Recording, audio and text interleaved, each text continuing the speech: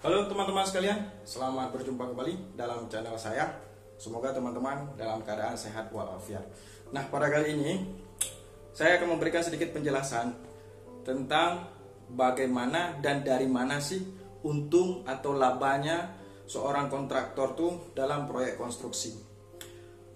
Dimana banyak pertanyaan ke saya, baik dari orang awam ataupun dari junior-junior teknik sipil. Sebenarnya kontraktor itu dapat laba itu pada saat melaksanakan proyek konstruksi itu dari mana?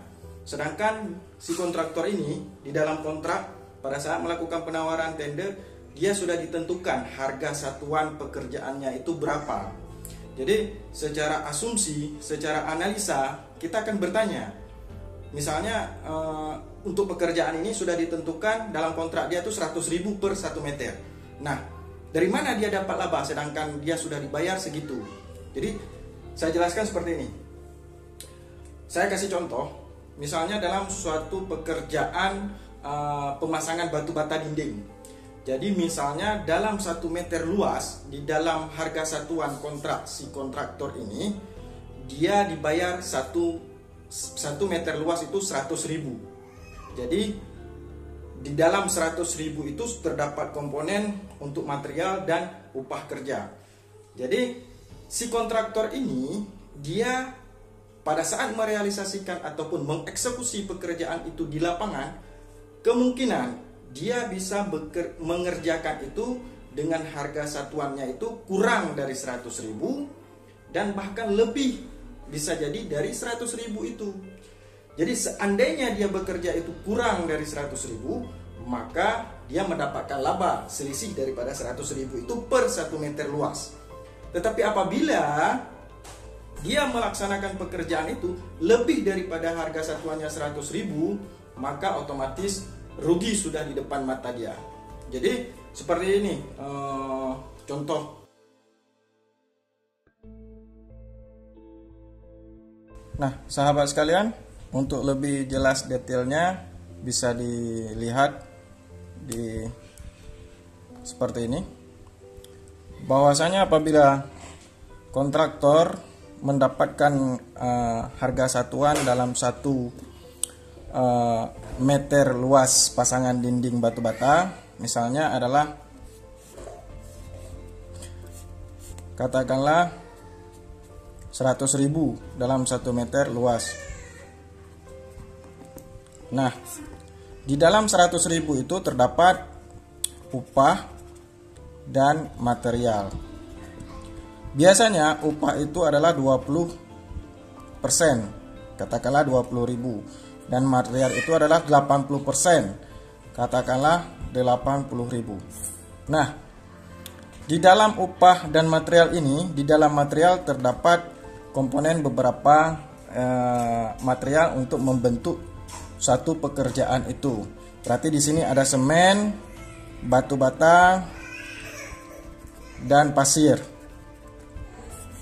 Nah, semen ini terdiri dari berapa sak, kemudian batu bata terdiri dari berapa unit ataupun buah, dan pasir ini terdiri dari berapa kubik.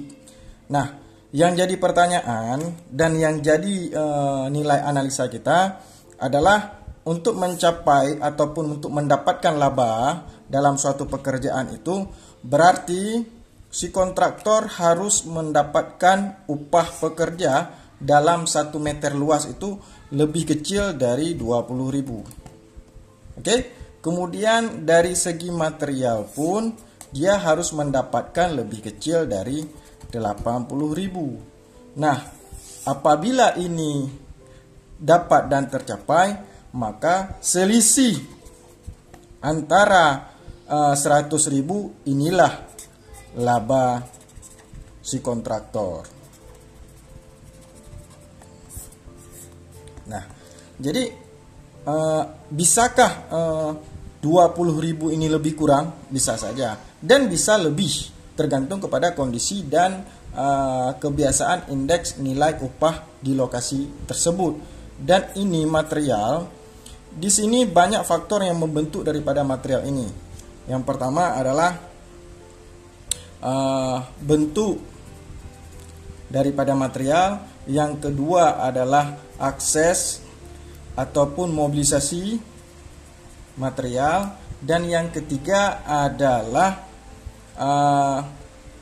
kelangkaan ataupun ketiadaan daripada material tersebut. Jadi ini adalah faktor-faktor yang mempengaruhi tingkat mahal murahnya suatu komponen material tersebut. Jadi misalnya dalam 1 meter luas itu butuh batu bata itu 70 buah. 70 buah dengan harga misalnya 1.000 perak per buah. Jadi seandainya pada saat pekerjaan si kontraktor ini menghabiskan dalam 1 meter luas lebih dari 70 buah, maka otomatis dia akan rugi. Dan apabila si kontraktor mendapatkan dalam 1 buah batu bata itu lebih daripada 1.000 per buahnya, maka kemungkinan si kontraktor akan rugi juga. Namun hal ini juga dipengaruhi pada metode kerja ataupun metode pasang daripada si tukang. Jadi di dalam kita perhatikan komponen material sudah cocok, namun pada saat metode kerja di lapangan salah, misalnya tukang lebih banyak patah pada saat pelaksanaan, lebih banyak menghambur-hamburkan semen dan segala macam, maka kerugian juga akan di depan mata akibat daripada metode kerja yang salah. Jadi intinya laba kontraktor itu didapat apabila kurang dari harga satuan pekerjaan. Nah, untuk mencapai kurangnya ini butuh analisa teknis prakerja.